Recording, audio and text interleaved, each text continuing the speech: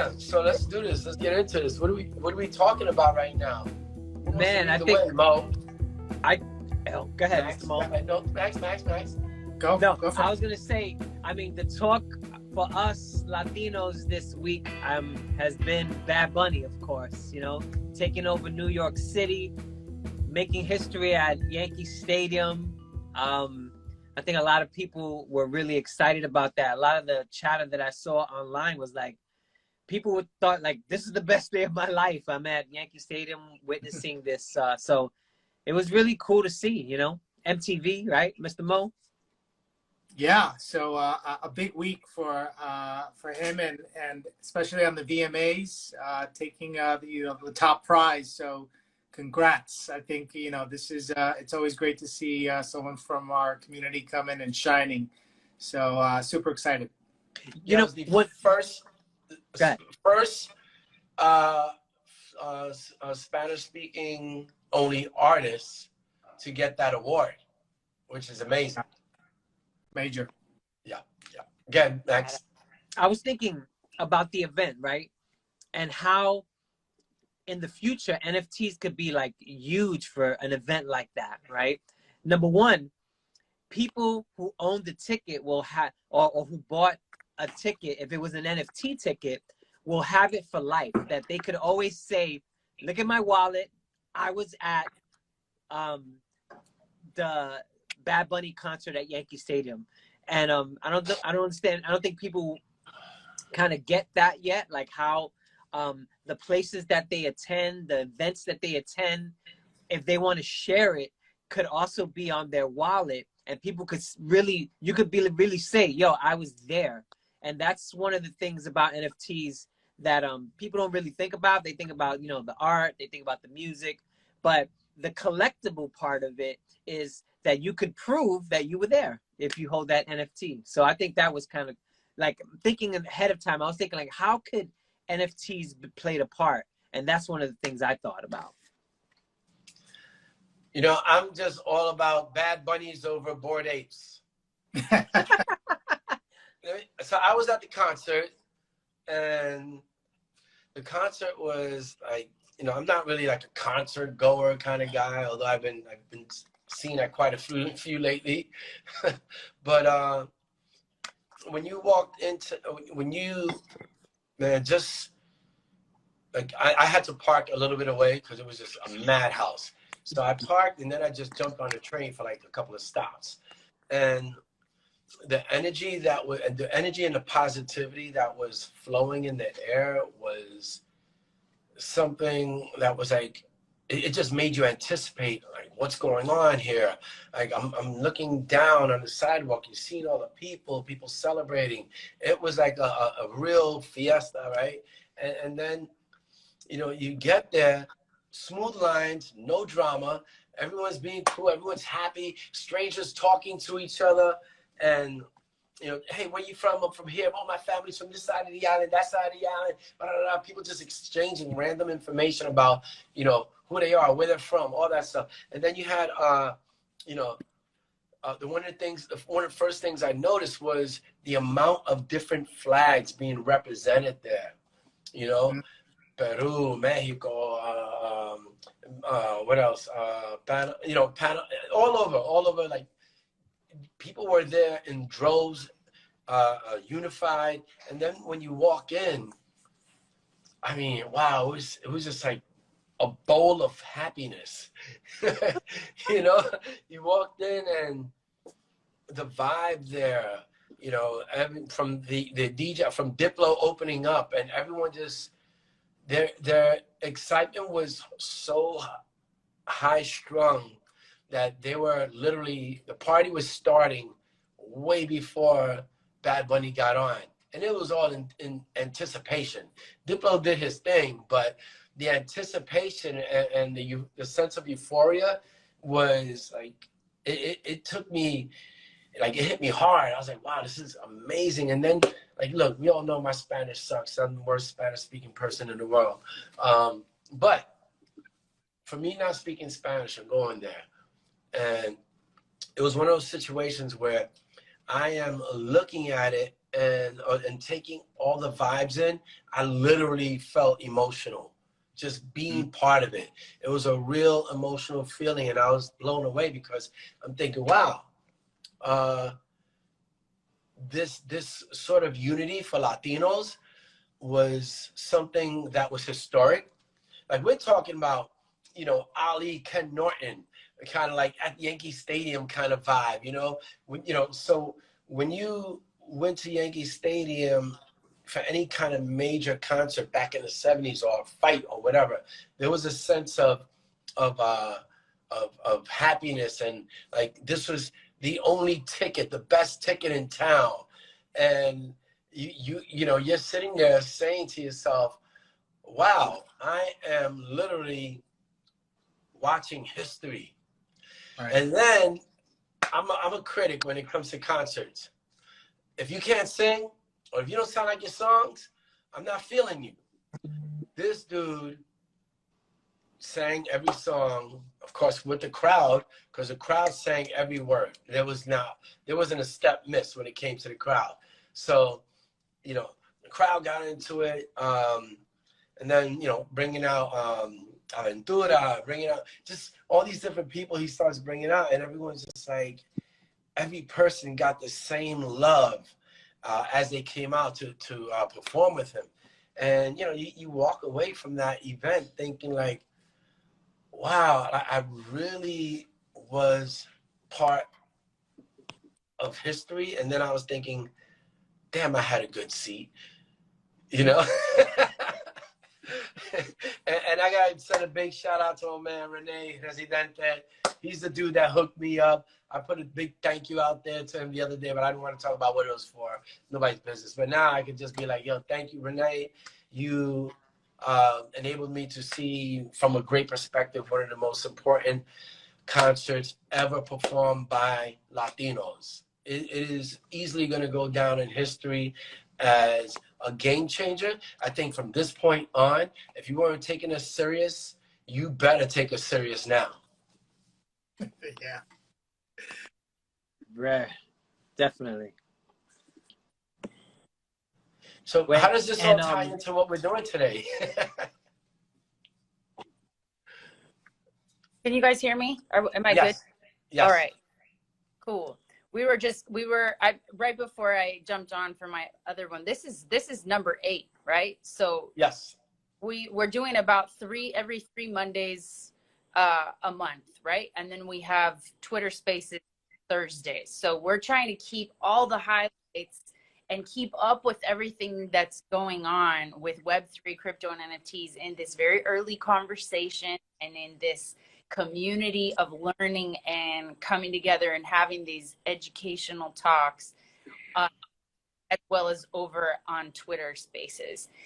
Tonight we have a couple fun people. I know one for sure. Speaking of events and events that are having crossovers with Web3 or where Web3 is introduced as part of the performance, I met Bianca Montoya on a panel earlier this week with Legs and Mo, and NFT artist and designer here in Puerto Rico.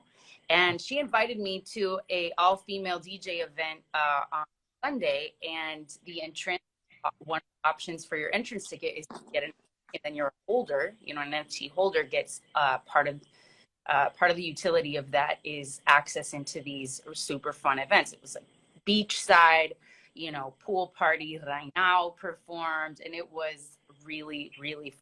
So we're gonna have her jump in at some point. We'll invite her. But this is all just in the last week that this news highlights came in, right? Yeah. So it feels like every time we have a Monday Mint, there's stuff going on in the news that we're talking about, as well as keeping people up to date with this is what a trust wallet is. This is how you set it up. This is how you get an NFT. This is how you get the PRS NFT membership. This is how we are expanding in other spaces. And it's an invitation to come with us because we're all learning. Hey, Mr. Mo, I have a question. Yeah. Like being that we're talking about Bad Bunny and the history that he created, what are some of the ideas you would have like in the future for something like that with Web3 and NFT technology? How could a historic event like that take advantage of the technology? Yeah. So, so first, today we're celebrating his performance at Yankee Stadium as well as his win at VMAs. The way this ties into everything Web3 and NFTs is this is the first year that we're seeing a metaverse performance broadcast throughout the world. We saw number one, Snoop and Eminem do their performance, right? So in real life, on stage, and then also in the metaverse, and then back to real life. So, and then we also saw the creation of a new category in the VMAs for Best Metaverse Performance, which was won by a group called Blackpink. They're a K-pop group out of Asia. Korean pop, yep. Yeah, so they're amazing, and this is that artists now are beginning to take steps into these directions. But to answer your question, how will artists use NFTs? NFTs, number one, for ticketing to go to a concert is the obvious. But also if you hold the NFT, I think you will have perks and rewards. So you may get a video, an NFT drop of a moment, right? So think of moment with NBA Top Shots, right? The best slam dunk or the best performance from a specific athlete. We'll see that also with music, right? The moments are our version of the way we grew up going to a concert and we bought a poster. Instead of the poster, it's now the moment, right? The poster was just one frame. The moment is 20 seconds, 30 seconds of a highlight of the concert. So I think we're going to see more of that. Also, the NFT being used for what's referred to as POA, so it's proof of attendance that you are actually there. And then also the other utilities. If you hold this NFT, perhaps maybe you may gain access to a meet and greet with an artist down the road. So I think there's many, many, many different possibilities. And I'm excited about artists, doing a lot more with NFTs and giving more utility. Audrey was mentioning she went to an event, and you will see more of these events and NFTs unfold.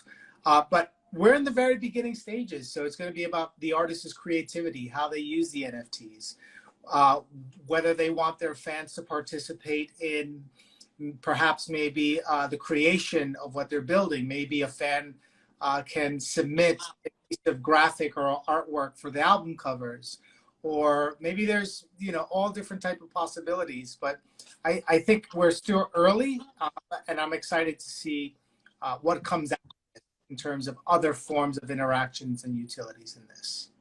Yeah, I thought that was pretty cool. The metaverse category. When I saw that, I was like, hey, that's cool. Yeah. That they created that. And I think more artists are going to create experiences to kind of, be part of that category, or to at least get nominated for that category, Yeah. An opportunity to create, again, a new form of expression. This is a new palette, a new environment for artists to step into. Maybe there's a bunch of talented artists out there that, have a tremendous amount of writing or production skills, but maybe they're camera shy, and maybe all it takes is an avatar to wrap themselves in and to kind of embrace their alter egos. I like that idea. I think there's a lot of people like that would like to create something. They probably have a beautiful voice, beautiful talent, but they just don't want to be in front of the camera like that. So this would be an opportunity for them to create a character, correct? Yeah, I think we're going to see a lot more of that. I think we're absolutely going to see more character drivens. For the Snoop and M, it was tapping into the Bored Ape, and the way they got involved in that is he purchased an NFT, and it gives them the intellectual property rights to use that character. And we'll see a lot more of this. We're seeing like Timberland also is embracing Bored Ape, creating music around that, creating all different type of experiences. Hey, so, talking about what you were just talking about right now, there was a rapper that got canceled, a digital rapper that got canceled.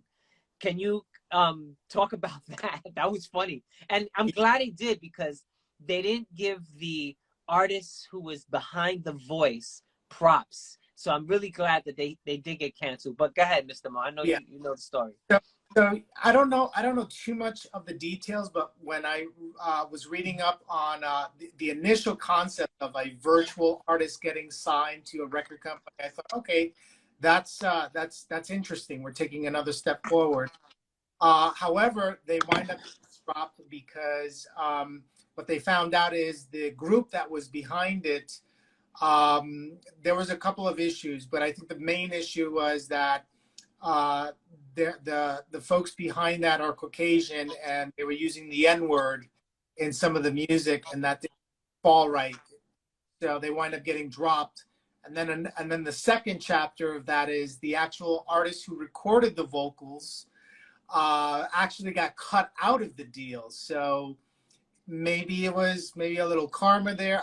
I'm not sure. They also used his voice. Yes. They used his voice. Yeah. Voice, and they cut him out of the deal. So I think that could actually be another point to get dropped.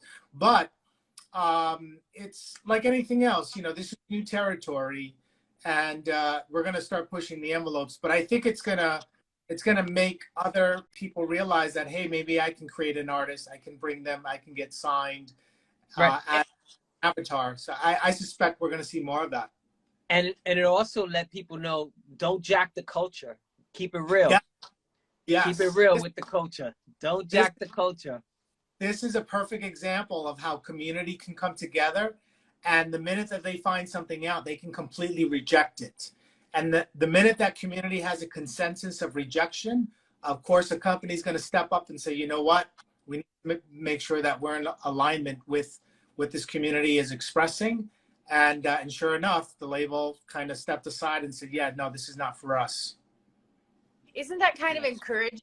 I think it's super powerful that we're able to preserve values of culture, like honoring one another as artists or giving credit where credit is due, because that's been something that has screwed so many artists over in the past, so many, where they lose rights or they never had, or they just have to live with that feeling of that was my idea, or those were my lyrics, or that was my beat, that was my whatever, that was my move, and I never got the proper credit for it. And I just find it empowering and hopeful that we get to shape how that goes moving forward, and protect each other with this sort of community tribe mentality, but also instill the values that we do want to see preserved, like just giving honors,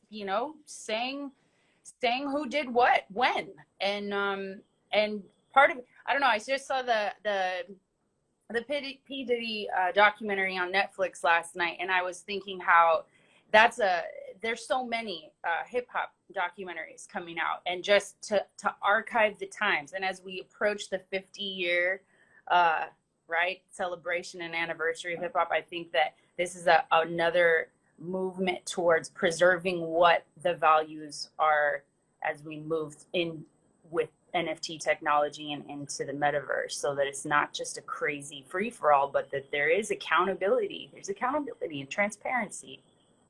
Yeah, I mean, to kind of expand on that, NFTs are a great technology for a store of culture, and the NFT holders, the community, get to participate and be a part of that process. And again, artists have a choice of going to a record company and working with record companies, or if they don't do that, they can find an audience, a group of fans and followers and community members to participate, and make sure that they can also have a voice in the culture. Hey, That's right. do you think that NFTs are going to have a big place in the cannabis industry? Oh, absolutely. Seed to sale, baby. Like So when you think of memberships? Canada, yeah. So Hold on. there'll be Wait. Before he goes, let me send a big shout out to my man Juju from the Beat Nuts. He's on yes, here making noise. That's my evil twin over there. yes. So go ahead. Sorry. So NFTs in the cannabis industry, absolutely. I think we see more evidence that NFTs will be used for memberships to cannabis clubs. There's actually a club on Discord. I think it's called the Cannabis Club. They have a collection of NFTs celebrating cannabis culture and all different characters. But I absolutely see that. I mean, if you're in a state where it requires a medicinal, right, that's a form of ID and verification that you need. I could see, yeah, governments eventually issuing out an NFT to verify that, number one, you have gone through the process and been vetted, and that you are issued an ID, an NFT, and that you can go and purchase that in a dispensary. The other thing is that I see is blockchain technology being used in cannabis. So I advise different companies. One is a cannabis company. So we talk about how genetics of seeds and cannabis will make them onto a blockchain. So this is going to be used for what's called seed to seed technology. In other words, if you're growing something, I want to know how you grew it and the process and what chemicals you used. I want to make sure that there's transparency there and that you're in compliance and that your product is not going to get me sick. So I can look at the seed to sale all on the blockchain and verify, okay, yeah, the more transparent the product is, the more I am willing to pay a premium for that. So absolutely, like you're going to see more NFTs make their way into the cannabis world and business and market. Yeah, I mean, if you could know where your smoke was grown, the process of cultivating it, and how it got to you, I would pay a premium for that too, because sometimes, especially me personally, when government gets involved, I start getting a little leery about what am I smoking, what am I, so I think that whole seed to sale concept is going to be big for cannabis for sure. Oh yeah. Also the events, if you hold an event and you're using NFTs for the entrance, I see a lot more of that happening. The other thing is, of course, one of the other top, it's been kind of like all Latino this week on my front. We've been having this discussion where people are trying to misrepresent what's being said when it comes to our perspective and as Latinos with our contributions towards hip hop. Yes, hip hop predominantly African American created, but at the same time, you also have a bunch of people out there who are Latino, like Charlie Chase, Whip and Whip, Ruby D. Who else? Graham X DST, who was literally the first person to actually win a Grammy. With the song that he did with Herbie Hancock, Rocket. And there's just a whole bunch of other people who have contributed. So I think with things like that, as we document and make available now, what we're going to do now is just make that information available and more, I guess, readily available for people out there who want to be familiar with Latino contributions within hip hop and be able to share that information. But in a situation where it could also dispel a lot of bullshit out there, because there are a lot of people out there who would like to believe that Puerto Ricans or Dominicans or Cubans or whoever did not have any contributions towards hip hop. And I get it, because a lot of them do come from outside of our region, where we grew up stacked on top of each other in the same projects, in the same neighborhoods. You know, in New York, it was very much Black and Latino, or mostly Black, or mostly Latino, and then you had white, Irish, Jewish, Russian. You know, like you had these separated areas, but Black and Latinos really rock together.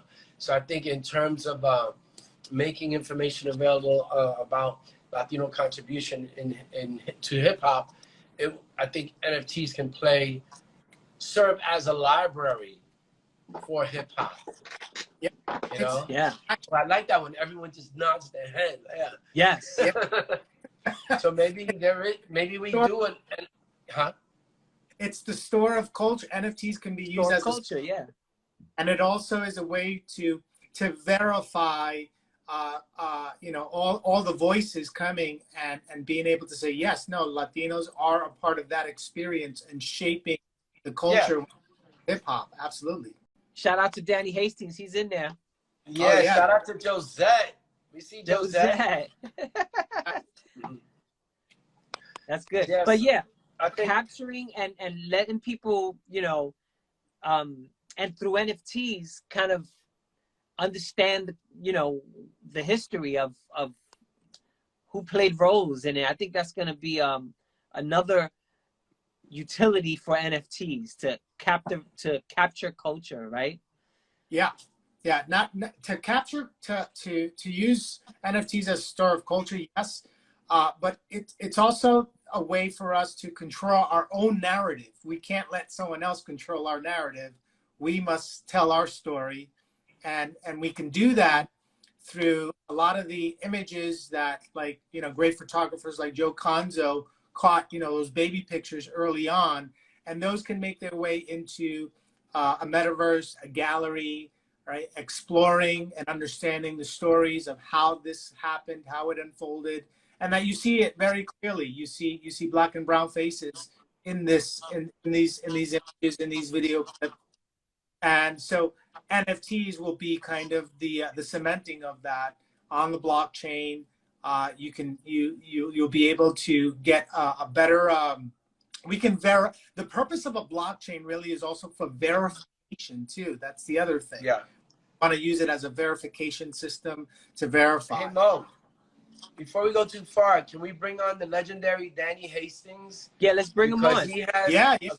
And somebody wants to jump off for a second. We can bring Danny Hastings in because he has a question and he's that dude. So who's jumping off? How about I'll jump off? I'll come back there you on. go. Okay, let's see. Let me get Daniel Hastings in. Hey, Danny, let's get you in here.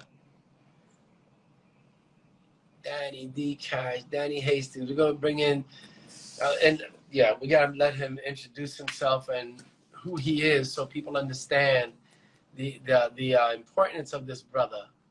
Yeah. Thank you, Josette. Danny, Yeah. what's up? Yo, what's up, mi gente? What's going on? I got a question. Yeah. All right. So, the beginning of the Wait, can you tell everybody who you are, please? Ah, man, don't put me in that spot, bro. Come you on, know. Man, this is important. It's like national. It's National Bad Bunny Week. Yo, Jesus, man, what a week, man. What an incredible win for our community, and to see the first Latino to ever win Artist of the Year at the VMAs, man, in Spanish, nonetheless. Woo. Was really special, man. And from Puerto Rico, you know, I mean, he's from everywhere by now because, you know, he rocks from Argentina all the way to Korea. Yes. And for those people who don't know, Daniel Hastings is of course Latino. You can hear it in his voice, but he also has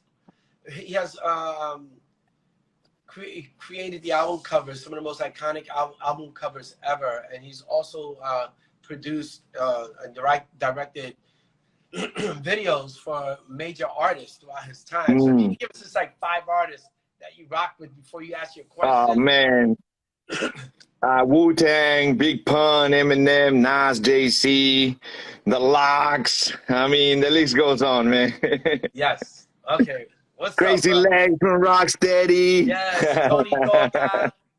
Tony Toca, man, yo, I'm following the steps of Tio Joe Conzo and Ernie Panacoli, and I'm coming up with my book.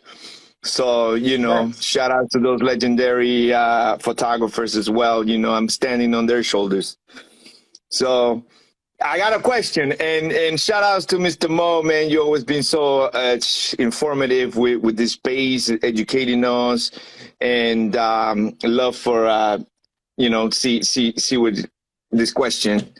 See if we can answer this right. So with the astronomical numbers, right? Like the first thing we heard of NFT, me being an artist, right? And it was just astronomical numbers. We're talking about 60 million with that guy, I forgot his name, that did, yeah, exactly. And 60 million and 40 million and 50 million, all these million, you know, we see the monkey NFTs just generating, you know, gazillion dollars. And then we also saw the bad, right? Like just shit that was not even important. Like it was garbage. Like people will be like, so this is a PNG and I don't understand why it costs $5 million to get it, right?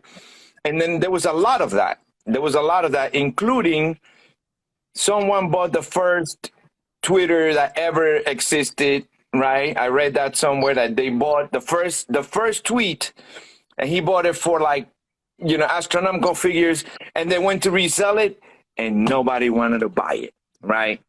So those things to me make, you know, doesn't make it a consumer friendly space, right? And how do you guys see this being normalized, and how do you see this being like, okay, can the regular person be like, hey, I want to buy an NFT for a couple of $100, you know what I mean? And see it as an investment versus everything is so out their reach, and it seems like it's only for rich people. Yeah, so let's unpack that because there's a lot of things. So first thing, anytime a new technology comes into our world, it is usually filled with a bunch of exuberance. The same thing happened during the dot-com era. Companies were raising millions and tens of millions of dollars for all type of dot-com companies, and many of them also did not last. They failed. So a lot of them. If you remember the dot-com era, there was one project that we were working on super early called UBO, Urban Box Office. Yeah, I remember UBO. This was like that dot-com push. And they had raised a lot of money. They raised like $40 million, and they were trying to build in the space. So a lot of that is exuberance. Hey, one second, just so you know, with Urban Box Office, and that was George Jackson. George Jackson, yeah. I was a week away from being the first person he signed before he passed away. Oh, wow.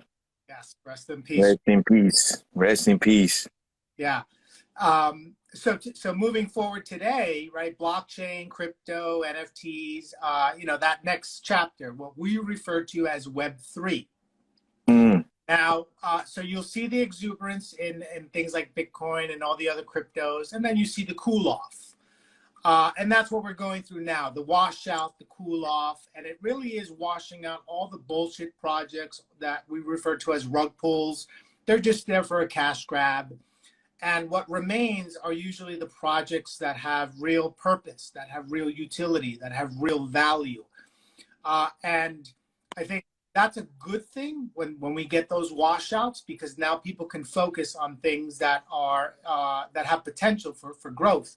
But here's the thing that you have to consider, Danny. So NFTs as a tool for artists. So as photography, we just had this conversation on a previous episode with Joe Conzo talking about the IP rights of his photos and where do we draw the line? Most important thing is that the NFT is being used also as a way that artists can keep their royalties. This was not possible before. So if you sell, say, a physical print in the real world that someone can hang on their wall, and they decide, say, a year or two from now, they want to resell that, they can resell that, and you're not participating in that transaction. On the NFT side, if as a digital file, if someone buys that NFT and holds it and they decide to resell that, well, guess what? You do participate in that royalty stream. So the minute that's sold, your royalty gets paid to you first, and the balance is going to the person who sold it. And now the NFT, new NFT holder, and that's going to happen in perpetuity. So this is a very powerful tool when it comes to thinking about your own IP and the way that your royalties are going to work. Remember, royalties historically do not make their way back to artists. That's been the case for many, many years. Royalties will sit in silos, and you know, they accumulate interest. And that's been a business for decades and decades. This is a disruption to that. This is a disruption to the royalty systems, because the next Web 3, is going to be built with content and culture. And as long as you're putting that on Web 3, on blockchains, you're in control of that and you participate in that. So that's the most important thing. Now, there's a fine line also with you going from your own IP versus moving into something like, say, merchandise of an artist, right? There it begins to change. So I think the killer application for artists is your royalties, having control of that, having control of your IP, your narrative, and that these pieces can you know, make their way into things like galleries. So, and I can't wait to see your stuff also in galleries and museum. And, you know, we've had this conversation before, being able to make sure that people understand the backstory of the creation of some of these pieces. Like, you have amazing stories with like Nas and the whole piece that you did for the album cover. And like that whole thing, when you were sharing that, I was like, man, these are things that you know, people should absolutely, they would love to learn about this stuff. And I think it's value to the NFT, to that piece of that you created. So I'm not sure if I answered your question, but I think I wanted to provide the most relevant, and that is the most important thing for artists is the royalty. That's the key to it. That makes sense, Danny? Yeah, I wanna hear, like, how do you guys see the cool off? Like, how do you see? Give me some examples of what are we gonna see in the next year? And I'm sorry, I came in late, so I didn't catch your name, man. What's your name? I'm Audrey De Leon. Audrey De Leon. Audrey.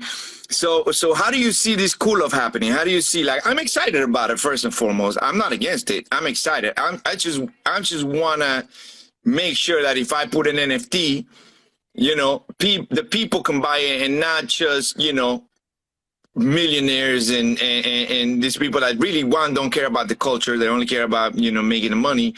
And two, like, I want the real people to get a piece of the action, right? How do you see this happening, this cool off? Well, Danny, let me expand on that just a little bit. So this is all going to be, this all depends on how you express your piece of art. So let me give you an example. You can create a collection of, say, 10 pieces or 100 pieces, and you can make that available as one NFT, and you can go to an auction house, Sotheby's, and sell that. And that's one demographic. But you can also serve a different demographic, the fan base, community. Those that you structure what we refer to as the tokenomics. It's not going to be a one of a kind. Maybe you want to make 1,000 or 10,000 prints available, or maybe you make it mint on demand. Here's a picture that you shot, you created. It's your IP, and anybody that likes it can go to your website. And if I say, hey, I really like this picture, I can mint it and pay for that. And the minute I pay for that, now that NFT and that image is now in my wallet, and you've received payment for that, and you are actually able to verify that I paid for it, that I have it in my wallet, and that you received those funds. So the way you express the tokenomics, a one of a kind, like Beebles, right? He has one of a kind pieces. Beebles, right? Or maybe you do, you make 5,000 pieces available for a specific image. Now, in terms of the cool off, I refer to that as market cycles, right? So when the stock market goes high, right, everyone's all bullish. Everyone's looking at their 401ks. Everyone thinks, everything's great, but the cycles come down. Our cycle at the moment is as a result of high inflation. In other words, we printed too much money too fast in a short period, mainly because of what happened during the pandemic, but there was a lot of bad behavior. Printing mass amounts of money is, in my opinion, is a form of theft.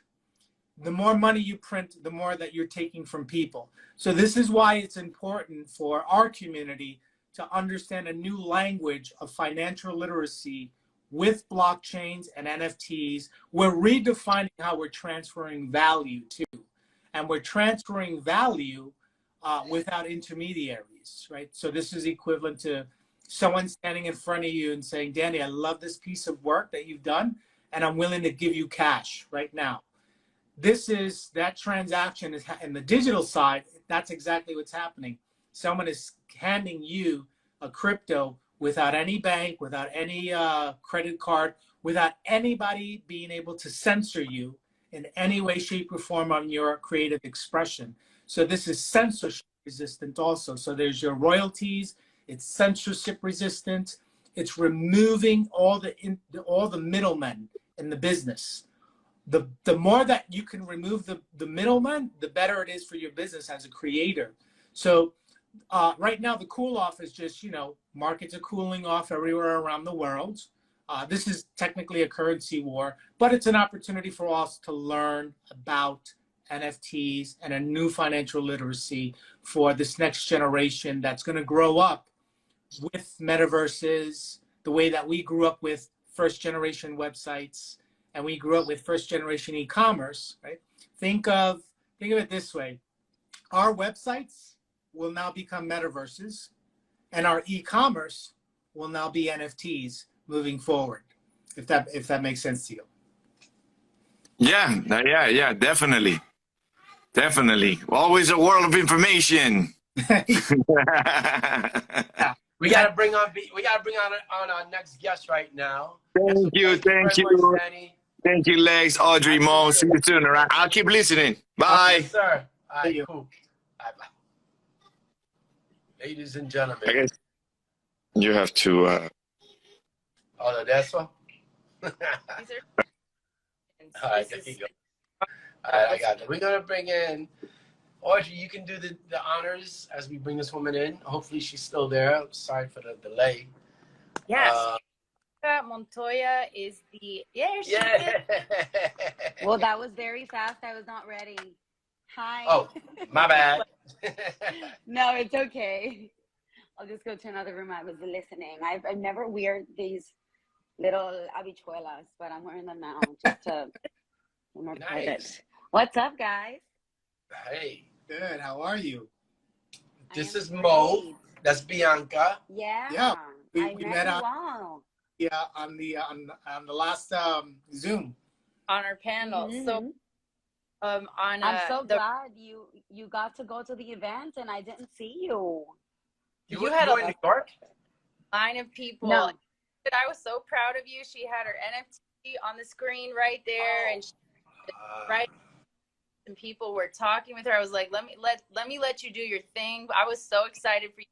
The event was awesome. It was Thank you. People who were there to have fun and be around like the beach. It was raining a little bit. It was a great vibe. And then we had, I love DJs in general. Female DJs are just really fun. Yeah, I think the rain ruined it a little bit, but it came through at the end. It was beautiful. It was a beautiful sky. So I wanted to ask you, and especially just after that last question, how are you making your NFTs accessible, right? Because that last question was sometimes like they're like too out of reach, or like you have to have like so much money in order to get one. So how are you working that as an actual NFT artist and designer, and how are you seeing that in your in your experience? So in comparison to my in real life art, I try to make NFTs the most accessible price point compared to what I already sell. So that was the first approach of you can't afford a $500 art piece. Well, my NFTs are going to be, when I launched it, it was 0.05, the allowance. So it was like $50 at the point, but ETH has gone up a little bit. So now I think it's like 78, 80. But yeah, the point is that it would be cheaper than any other physical artwork of mine. And that at the same time, when you own it, you get to go to these events. Like that ticket for that pool party event was like $35. Yeah. So if you paid $50 for it, you already like got more than half of the price back. And there's gonna, like, that's the first event. I'm gonna keep doing events. I hope that I can say forever, because this is my only project and I want to work on it. And if it keeps growing, I want to keep like putting the money back in so people can enjoy themselves and actually like build the community together. So yeah, I just feel like my goal is to let everyone feel like they made their money back with the utilities. So it feels like I want to own it, because I'm gonna not spend that much money on the event, or I'm gonna save or just get the benefits. And at the beginning, I just wanted it to be an art utility just because the art was cool, because my art in real life has never had a utility, and there's a lot of artists that I completely understand that's not their flow. But either way, here in Puerto Rico, the onboarding, as you were saying, it's pretty hard. So when you onboard people with discounts and like free entrance to things, then you start motivating them to like, oh, I'm gonna get this and this and this, maybe I should do it. So it's just trying to like drive through what people are asking for and just feed the monster. It's navigating the market, right? And the community, Yeah. and just out. It's knowing your audience, knowing your customer, knowing your fans, right? And knowing like this is a new thing as it is to explain, so it can't also be like sticker shock, right? Is that how we say it? Como se dice when it's too expensive or something's like wait, I can't afford that, right? Yeah, but when bucks, like $30, and it was the whole day, it was 1 p.m. to 8 p.m. Like that's an amazing deal. I thought it was a great deal. And yeah, go ahead. Yeah, that it was so since doing actual events like on your own is hard to like produce a whole event, that's just another whole scope that I've never gone into. So it's really nice to find people that are already doing the events here and introduce people that are not. Like, this is the first event that I actually go and show up with my NFTs that no one knows what an NFT is.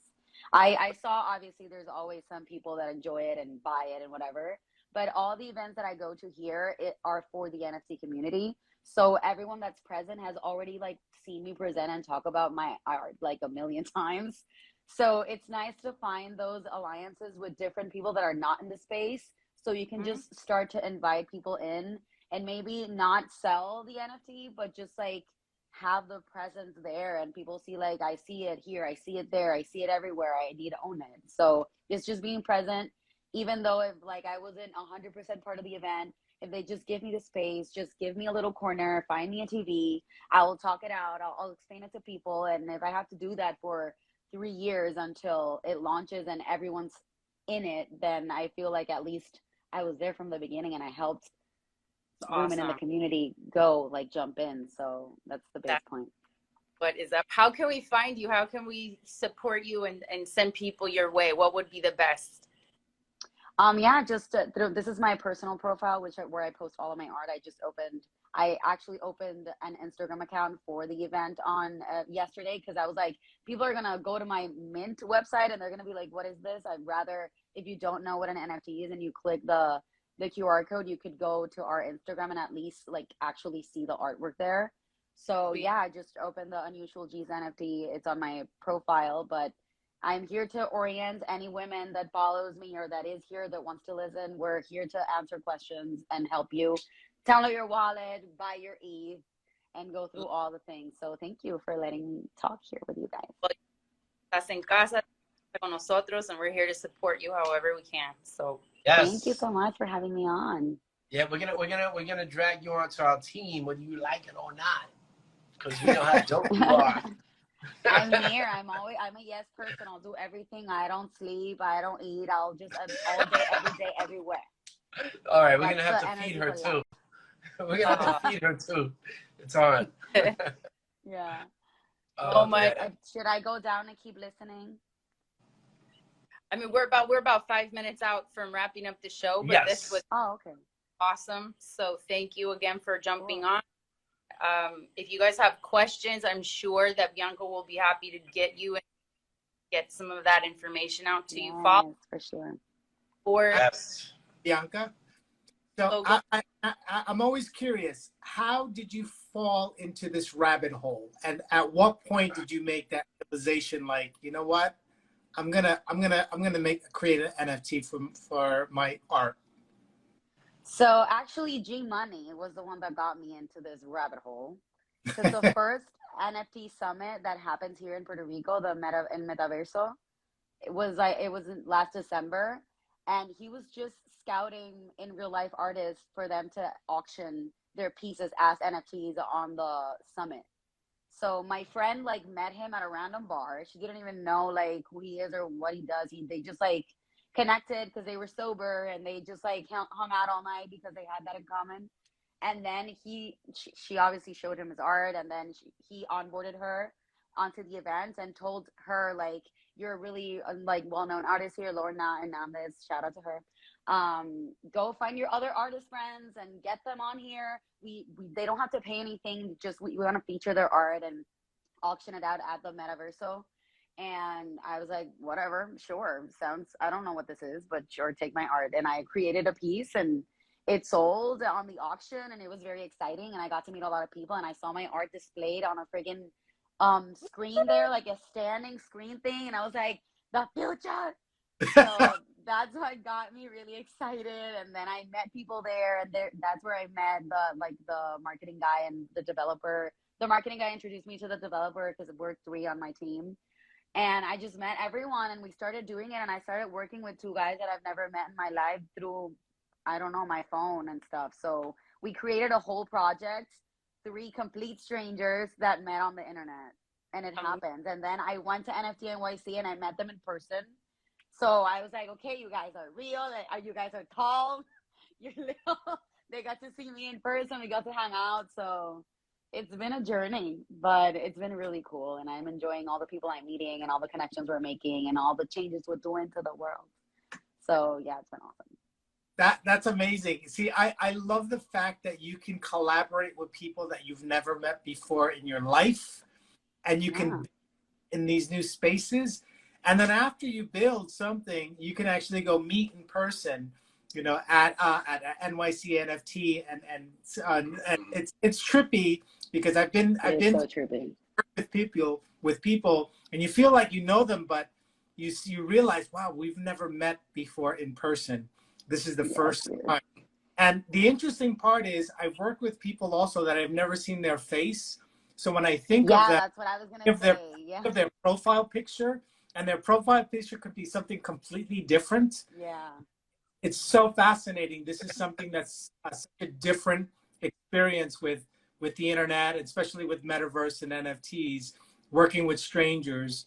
But that's what it's about. It's about coming together with like-minded people, exploring new ideas and concepts, and to see what could potentially be some create new platforms to help the voices of artists to be able to use their human expression in all its forms: painting, music, videos, experiences. I think are the next. So for next year, we're going to see a lot of this, I think, at PRS 10. So I look forward to seeing your work there.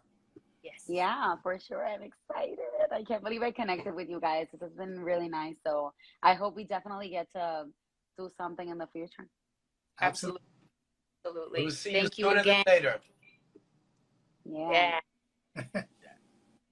But we're about to wrap up right now. I got to go do another interview or something. But yeah. 8, and we will see you all next Monday. And even before that, anyone who wants to join on Twitter Spaces Thursday at 9 p.m. It's just audio. You can listen. I always say just turn it up and listen to the conversation so it gets in your subconscious, even if you don't understand and it's going over your head. Just absorb, because eventually it will click and you'll be so happy that you were in on the conversation at this stage. You're here with pioneers, you're here with go-getters, you're here with unicorns, you're here with people who are blazing trails into the future. So we're blessed. I love it. And we'll see you guys later. We'll talk to you guys later this week. We'll see you Yes. Thank you, Max. Shout out to Yuri. Good night, Background everybody. somewhere. See you soon, Bianca. next. Take All care. right, everybody. Ciao, bacala.